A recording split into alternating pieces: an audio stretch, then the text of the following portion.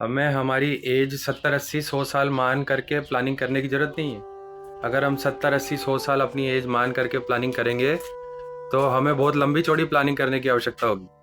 लेकिन हमें प्लानिंग कैसी करनी चाहिए, डे वाइज प्लानिंग करनी चाहिए कि कल मुझे क्या करना है, आज मुझे क्या करना है। तो आज मैं कल की प्लानिंग कर लूँ तो कल का सही रहेगा। अब आप देखिए, ऑन एन एवरेज हम लोगों को सबको इक्वल आवर्स मिले हैं डे स्पेंड करने के लिए, 24 आवर्स।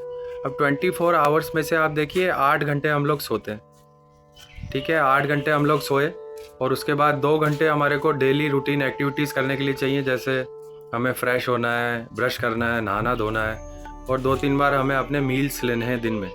तो 2 घंटे मिला लिए तो हो गए 10 आवर्स। इसके अलावा अगर वो स्टूडेंट है तो उसको 6 7 घंटे स्कूल जाना है, कॉलेज जाना है। और अगर वो वर्किंग प्रोफेशनल है तो उसको 7 8 घंटे कम से कम दिन में अपने काम में उसको लगाने हैं। तो ये सब मिला करके हो गए 17 18 घंटे।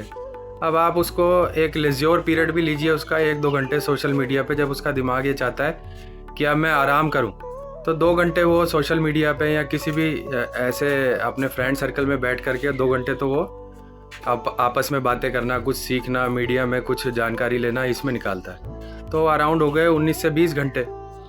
अब वो कभी उसको मार्केट भी जाना पड़ता है, कोई चीज़ें भी खरीदनी पड़ती हैं डेली उसको। अगर आप माने कि एक्स्ट्रा करिकुलर एक्टिविटीज़ में उसको और 1 2 घंटे चाहिए तो इफ़ेक्टिवली आपके पास देखिए 24 घंटे में से 1 आध घंटा भी नहीं बचता कि आप सोचें कि भाई मैं आज अपने लिए क्या कर रहा हूँ, अपने लिए मैंने कितना टाइम दिया है।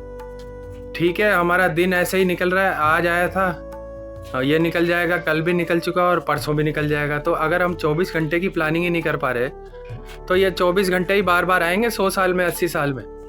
तो हमारी 80 साल और 100 साल की जो लाइफ है वो सिर्फ रिपीटिशंस में निकलेंगी, जो हम 24 घंटे में कर रहे हैं। तो कब हम लोग बैठ करके अपना आत्ममंथन करेंगे, कब सोचेंगे कि हमें वास्तव में करना क्या था और हम कर क्या रहे हैं। तो ये आपका जो टाइम स्पेंड एनालिटिक्स है इसको सही कीजिए। 24 घंटे में आपको अपने लिए कुछ समय निकालिए जिसमें बैठ करके आप सोचें कि भाई मेरा एक्चुअली पर्पस क्या है लाइफ का। सिर्फ यही चीज़ों में भटकना, सिर्फ वही फैमिली के टास्क पूरे करना, सिर्फ मेरे को अपनी रूटीन लाइफ निकालना। तो ऐसे करते करते आपको, जैसे हमारे ओल्ड एज सिटीजन्स हैं वो जागे, कब जागे, रिटायरमेंट के बाद। उनको ये पता पड़ा कि अरे यार ये सब करते करते घर गृहस्थी में पूरा जीवन ही निकल गया।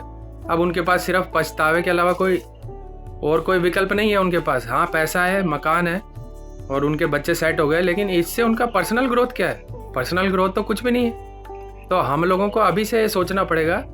वैसे तो ये आपको यंग एज से ही सोचना चाहिए और जिनका बौद्धिक लेवल भगवान के आशीर्वाद से ऐसा रहता है तो वह बचपन से ही इन लाइनों से डिस्कनेक्टेड रहते हैं और सेल्फ एवोल्यूशन में लगे रहते हैं, अपने आत्मिक उत्थान में लगे रहते हैं। चाहे वो अच्छे से पढ़ के लें या किसी गुरु से लें या किसी अच्छे नेटवर्क से वो जा करके, जैसे रामायण महाभारत, जो भी हमारे जैसे पौराणिक ग्रंथ हैं उनके ऊपर बने हुए जो भी सीरियल्स हैं उनसे ले, तो वह कहीं ना कहीं से ज्ञान लेता रहता है और कहीं ना कहीं अपना आत्मिक उत्थान करता रहता है। तो हमें भी ये स्किल डेवलप करनी चाहिए।